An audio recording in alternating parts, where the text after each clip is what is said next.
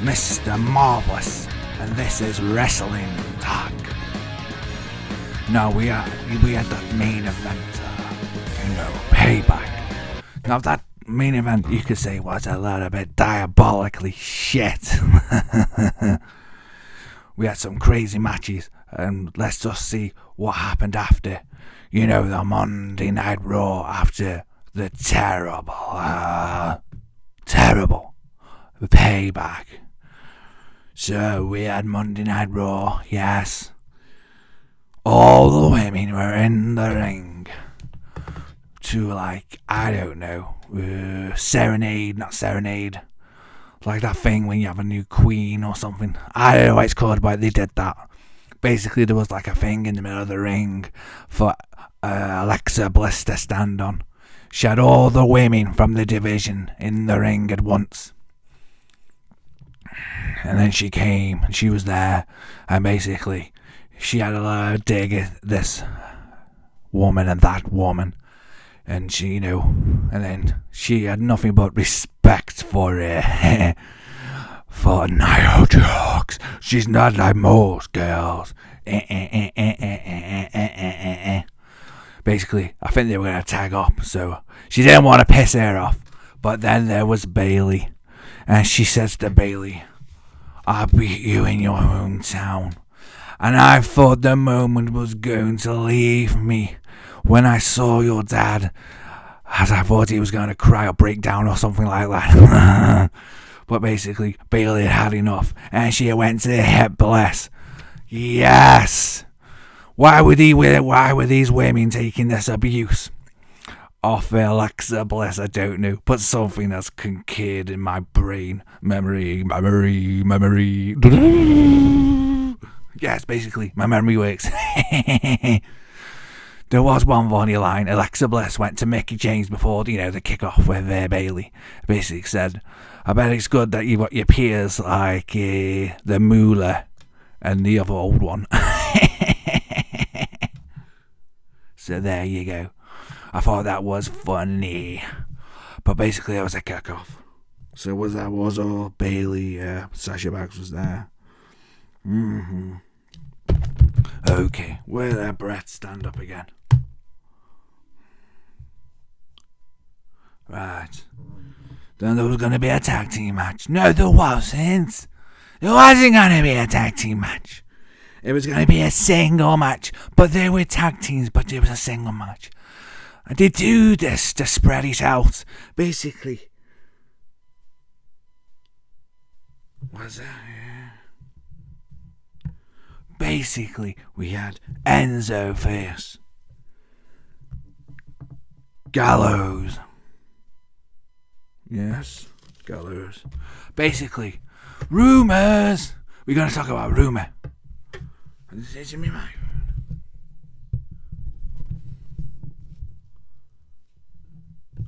And turn it down a bit. I can hear this noise in the background. And basically, I've heard a rumour that Vince McMahon takes personal pleasure from Enzo getting beat up in the ring. This is what I've heard. I can imagine that might be true. Vince McMahon does have sort of like a bit of a sick sense of humour, or a bit, violent. And then there was a backstage segment with Neville. Now Neville was basically he was getting ready, and basically TJ Perkins came up to him and basically said, he was rubbing it in the fact that he hadn't won. Neville says, "You better watch yourself, lad, or I'll give you a beating." I don't know if that's what he said, but that's what he was probably thinking. TJ's getting a bit too big for his boots. I warn you, Neville. I warn you that you gotta watch him now. You gotta watch your back. But basically, Neville says, "I want you to go against Austin Aries on a one-on-one match." So, that's what happened. Was that Matt next? I don't know. I'll check my notes. yeah, basically, Seth Rollins came to the ring. Basically, what's next for Seth? And he comes out and he basically says, well, I've beat the game. And I've been the champion. So he's basically shouting about all the things he'd done. So basically he says, there's only one left thing to do then, is the boys and girls. He says, to face the beast, Brock Lesnar. So this sounds good, sounds promising. Yeah, we're going to be excited, thinking Brock Lesnar's going to get something to feast on. Because Seth Rollins doesn't stand a chance in hell. Basically, a lot of people come out to the ring. I think Finn Balor comes out and basically says, you know, I never lost that belt, Seth. I think I should be in line for a championship match first, for the Universal Championship. And then, I don't know if it's The Miz. I think it might be The Miz who comes out next. And then Ambrose comes out, and I'm ready to fall asleep. What's wrong with this lad? Ambrose. He was going to be a light Steve Austin when he first started this gimmick. And now he's like, I don't know. He looks like he's drunk. So, I would fall asleep and have a little nap. But bearing in mind why it's going to be on later, I think I'll save me nap for then. And basically, these guys have a bit of a scrabble. And they're basically saying, who? Wait there, no, I forgot. Basically, Miz says to Dean Ambrose, you shouldn't be the Intercontinental Champion. You're no champion. You didn't bring prestige to the championship like I did.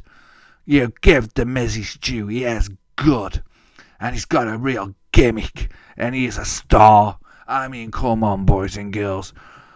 Anyone can be a wrestler these days. Come on. They all look like lightweights. They all look like bloody swimmers to me. When you remember the days when wrestlers were wrestlers. You understand? I mean, I bet you're thinking Bret Hart was smaller in his day.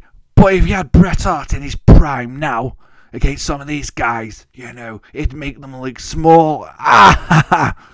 But basically, there's going to be a #1 Intercontinental match instead of a match for the Universal Championship. What's going on here? It all was very exciting in the beginning when all this started, and it's starting to fizzle out. The flames are going out, and I'm losing interest. So we got the Seth, we got the Miz, and we got Finn Balor having a match later on. No doubt that will be the main event. 3-man tag team match for the Cruiserweight tag team. Put my notes, 3-man tag team, Cruiserweight, umbrellas. They've all got umbrellas.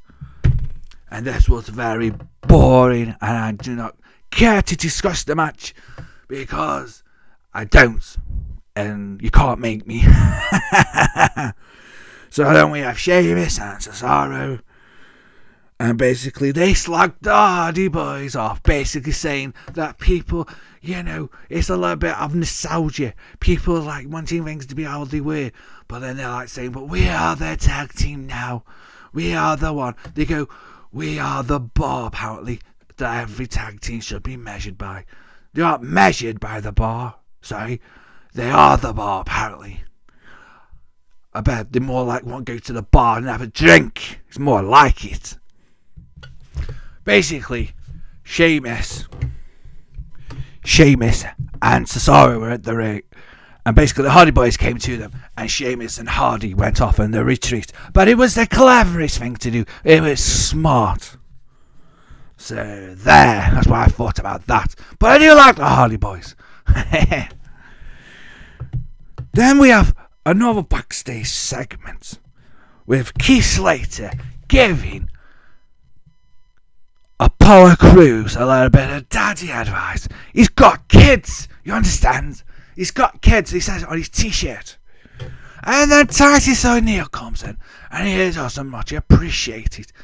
And basically, for this misunderstanding of Apollo going to Keith instead of talking to him, a match comes from this. This was terrible. Then Kurt Angle comes out to the ring, and guess who comes to him? Only Bray Wyatt. Basically, wait there.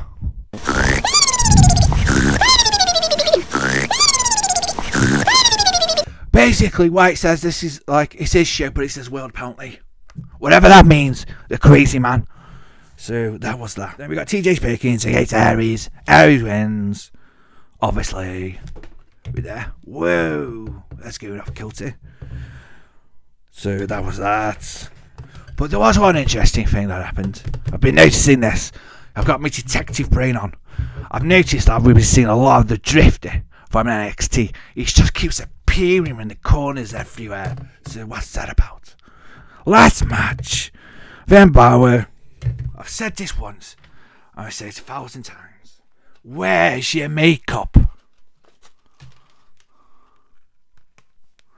If I can make the effort, so should you. What's wrong now? You're going to lose your gimmick. People are going to forget that you even do it. Now put your makeup on. Yes, right. And the Miz wins. What now? Basically Wyatt gets involved, snore, and attacks Finn Balor.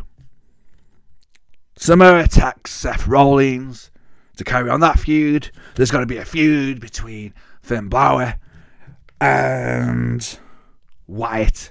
And then Miz wins to get him another Dean Ambrose and Miz match. Really? God, this Raw was a bit naff, wasn't it? So let's get to Smackdown. I hope this show was better. Well, we have Jinder Mahal, and basically he's still got the belt from Randy Orton. He's stolen the belt. What's this about? I do not believe it. Yeah. Oh, we're having trouble today, aren't we? We are having technical hitches. But I digress. Back to the Smackdown.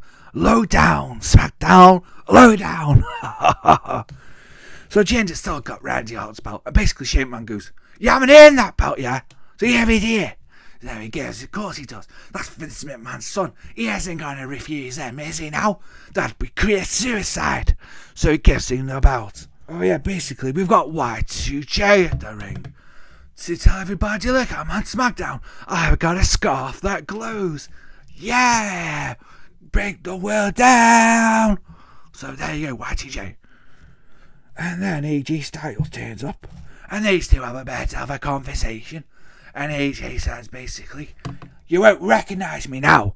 Because when we fought before and we were on the same programme, he's basically saying I was but the pupil. But now I'm the master, basically. And he's saying this is the man that runs the place. He's basically saying he's a top dog now on SmackDown. But is he though? I like AJ Styles. He's phenomenal. But I think the United States belt is a little bit of a step down for the fella. But oh well, I suppose there's only so many belts to go around, so they've got to make the best of what's there. So basically, them two have a bit of a chat, basically sort out the differences, and there you go. And then there's a fight between, basically Shane McMahon told Jinder Mahal, who's the #1 contender for the WWE SmackDown Championship, and he says you're going to have a match against Sami Zayn. Now, he's going to be going for the championship, so I doubt severely he's going to be losing this one. And he wins. He brings the Bollywood boys with him, no doubt. But basically Jinder wins. I ain't going to say nothing. Basically this is his first little push that he's had since he's worked for the WWE. And who am I to take it away from him or to complain about it? Because we don't know if he'll be a good champion, or this will be a good little feud between him and Randy Orton, or if he takes the belt at the next main event, this will be a good thing for SmackDown. So let's just give him a chance and see what happens. That's what I say. Then we got 10, 10, 10, 10, 10, 10, 10, 10, 10. Yeah, we got Ty Dillinger. And he does have a match this week against that singing dude. What's his name? English?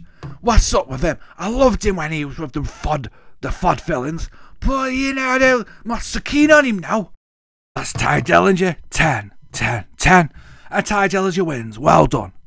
10, 10, 10, 10, 10. Yes. So there we go. They have Noah and Naomi.